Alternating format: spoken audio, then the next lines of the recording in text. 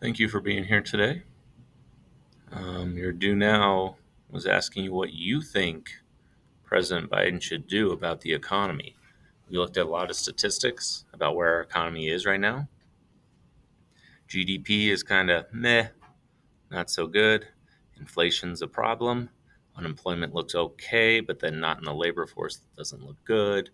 And I think most people say, things aren't great in our economy right now. What would you recommend President Biden do? Now, there's lots of different answers you could have given for this.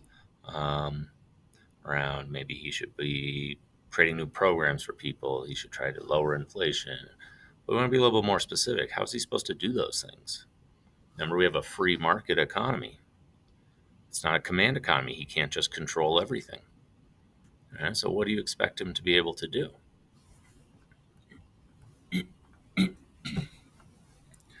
We're going to start talking today about how the government gets involved in the economy. After they read all these indicators, you understand where the economy's strong or where it's weak or where it needs improvement. Then the question becomes, what should they do? What role do they have? Is it their job to fix the economy? If unemployment's bad, does that mean President Biden should be stepping in, or is he more stepping back and let the economy do what it does? Should the government be taking a big role or a small role when it comes to the health of the economy? There are three basic ways the government gets involved. We got regulation, we talked about yesterday, laws that influence the economy. And there's two more called fiscal policy and monetary policy. We'll talk about fiscal policy for a few days and then monetary policy for a few days. There are different ways of manipulating the economy to get it the way we want it. So there's a couple different ways the government approaches this issue. How involved should the economy be, or the government be in the economy? So we'll start with what we call the classical approach, the classical economics. This believes that the government should have a very small role in the economy.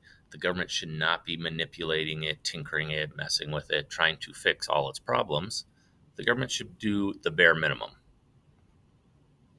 Call it laissez-faire, which is French for hands off. They're hands off. They kind of set up the machine, then they let it go. They're not touching it. They're not trying to fix it. This was all from a guy named Adam Smith in the 1700s. This is essentially how our economy was created, was through this idea. This tends to be liked by conservative economists. If you're looking for a political party, Republicans tend to agree with this more. The other side is Keynesian economics. It's named after a guy named John Keynes. He believes the government should take a big role, should be hands-on in sort of figuring out and fixing the economy. If things are going bad, they should be trying to improve it. If things are going too fast, try to slow it down. They should be very hands-on and involved. They believe it's the government's job to fix the economy. This tends to be liked by liberal economists. More Democrats tend to like this. We'll watch a quick video on Keynesian economics. You can pause this video while you watch.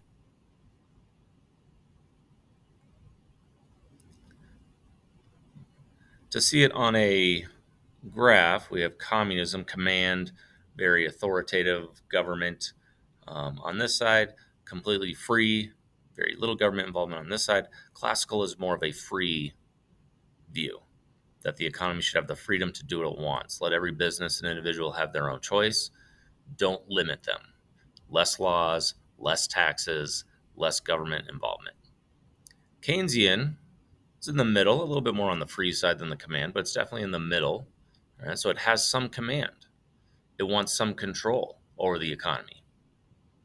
Right? They want more laws influencing what people can and can't do, taxing people, but also spending money to help others. Right? So it's not controlling and commanding, but it's sort of guiding, hands-on. Today we're going to be comparing and contrasting these two. Now, typically when we do this, it's a Venn diagram. We will not be doing a Venn diagram today. Instead, we're going to write our thoughts. We want to find important similarities and differences between these different approaches, but also explain why they matter. Why is it important to recognize similarities and differences? And we want to use evidence to back ourselves up. This is a lot of level 3 stuff. So you'll have a reading that shows these different economic approaches, and then a writing guide on the back where you're writing a small paragraph comparing and contrasting the two.